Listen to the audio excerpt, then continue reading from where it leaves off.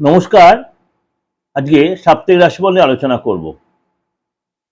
23 March 2026 two 29 March 2026। এই সপ্তাহে সারাটা সপ্তাহ কেমন যাবে তার আগে বলে রাখি গো রাশির সিচুয়েশনটা। এখন কিন্তু নবরাত্রি চলছে, এরপরে আমাদের বাংলা নববর্ষ চালু হচ্ছে, সেটা নেওয়ার চেষ্টা করবো আপনাদের যে প্রোগ্রাম দেওয়ার জন্য। অবশ্যই তার আগে আজকে ছোট একটু বলে রাখি গো রাশির সিচুয়েশনটা। মীন রাশিতে বিরাজমান রয়েছে শনি, সেখানে রয়েছে শুক্র এবং সূর্য, অর্থাৎ ত্রিগ্রহী যোগ তৈরি হচ্ছে, শুক্রাদিত্য যোগ তৈরি হয়েছে। এছাড়া কুম্ভ রাশিতে রয়েছে আপনার রাহু, বুধ, মঙ্গল। মিথুন রাশিতে রয়েছে দেবগুরু বৃহস্পতি, আর সিংহ রাশিতে রয়েছে কেতু।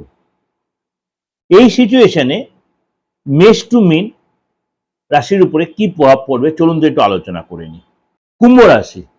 কুম্ভ রাশির এই সপ্তাহটা কেমন যাবে? এই সপ্তাহে কিন্তু আপনার অর্থ লাভ হবার প্রবল যোগ রয়েছে। আর্থিক জায়গাটা কিন্তু আপনার সাপোর্টিং দেখা যাচ্ছে। আপনি অর্থ ইনকামের জন্য আপনার চেষ্টা করবেন, চেষ্টায় আপনি সফলতা পাবেন। এই সপ্তাহে আপনার শরীর নিয়ে কিন্তু সতর্ক থাকতে হবে।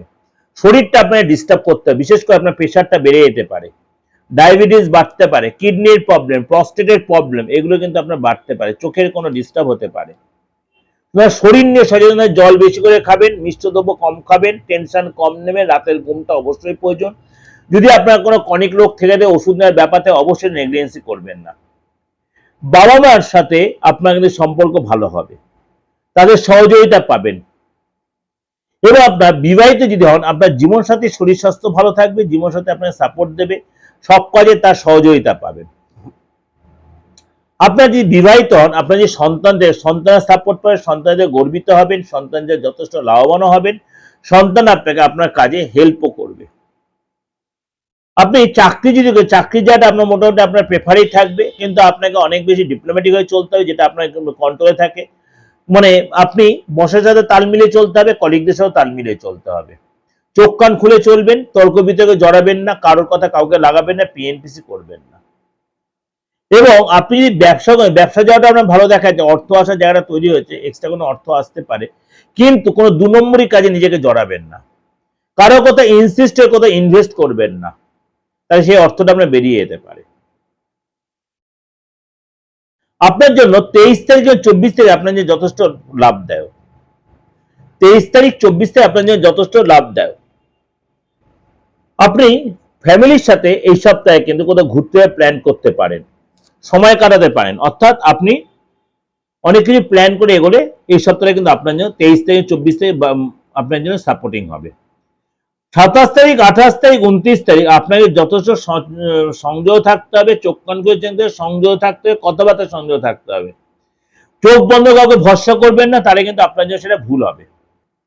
এটা আপনাকে যে ওভারঅল একটা প্রেজেন্টেশন দিলাম, অবশ্যই আপনাদের আমি একদম মানে শরীর স্বাস্থ্য থেকে প্রেম রিলেশন থেকে আরম্ভ করে আপনার সবকিছুই বললাম। অবশ্যই ভালো লাগবে, ভালো লাগলে অবশ্যই লাইক করবেন, শেয়ার করবেন। আর যেটা আপনার বারবার আমাকে বলছেন যে দাদা এই যে নবরাত্রি চলছে, আপনি এই সময় যে কোনো তন্ত্রমন্ত্র আমাদের কিছু কাজ, আমি বলছি তন্ত্রমন্ত্রের কাজ নবরাত্রিতে অবশ্যই ভালো হয়।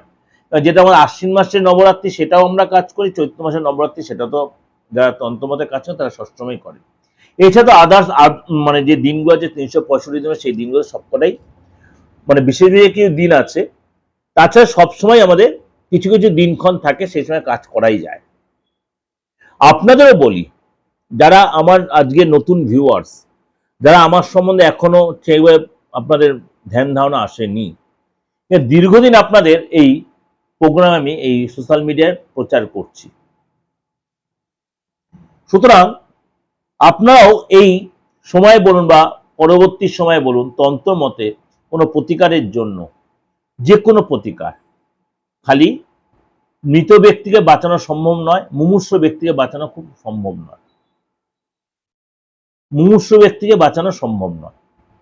তাছাড়া মনে কোনো আইনি ঝামেলা বলুন, আপনি শত্রু জ্বালায় জর্জরিত হয়ে যাচ্ছেন, মানসিক প্রচন্ড চাপ, আপনার অর্থকেও আটকে রেখেছে, ভীষণ একটা চাপে পড়ে যাচ্ছেন, লোকে আপনার সাথে ভীষণ কনস্পিরেসি করছে, জেলাসি করছে, মানে বস সাথে সুসম্পর্ক তৈরি হচ্ছে না, বারে বারে চাকরিটা চলে যাচ্ছে বা হতে হতে মুখের সুযোগ হাতছাড়া হয়ে যাচ্ছে। এই যে কাজগুলো ক্রিটিক্যাল কাজগুলো, বা স্বামী স্ত্রীর মধ্যে একটা বন্ডিং এর অভাব, বা বিয়ের একটা জায়গাটা আটকে যাচ্ছে, কেউ আপনার বেঁধে রেখেছে, সম্পত্তি দিক দিয়ে প্রবলেম, এই জিনিসগুলো আপনি অবশ্যই তন্ত্রমতে রেক্টিফিকেশন করার কিন্তু বিরাট সুযোগ আপনি আমার থেকে নিতেই পারেন।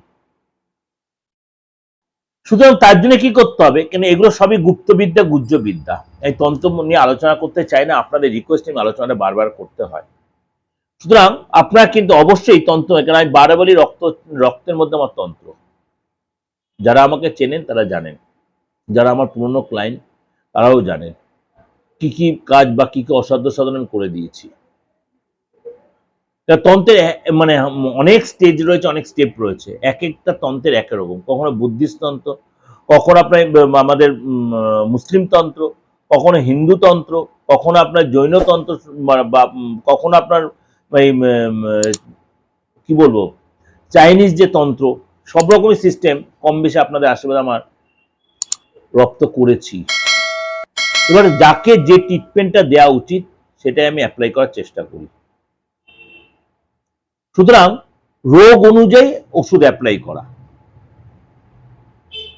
যদি মনে হয় যোগাযোগ করবেন কোনো কারণে, দেশে বা বিদেশে যারা রয়েছেন, যে কোনো ধর্মের যে কোনো সমন্বয়ের লোকেরা অবশ্যই যোগাযোগ করতে পারে। নির্দ্বিধায় বলছি, চেষ্টা করব। কারোর হয়তো কাজ খুব মানে তুরান্ত হয়ে যায়, আর কারোরটা একটু দেরি হলো, সে কাজটা কিন্তু সে পায়, অবশ্যই পায়। ভালো থাকবেন, নমস্কার।